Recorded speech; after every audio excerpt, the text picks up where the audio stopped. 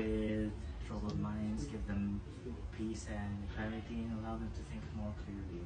Lord, for those who are ill, please give them release and make sure they come home with us safe and sound. For the soldiers standing with us, to those that came back at home for Christmas, please give them the courage and the ambition to be able to protect this country from any hostilities that may occur, especially concerning what's going on.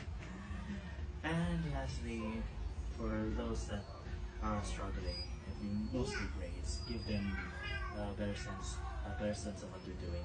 Make sure most of us, especially for be able to think clearly and be able to complete each and every single task provided to us by the schools and the teachers that have helped to us. In Jesus' name we pray. Amen.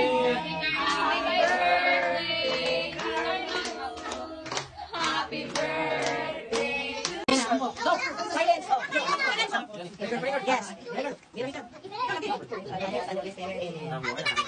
Thanks for your time, our beloved son, to deserve to give people the message of the kingdom of God, and for us all, and be able to live life with or without you on our side.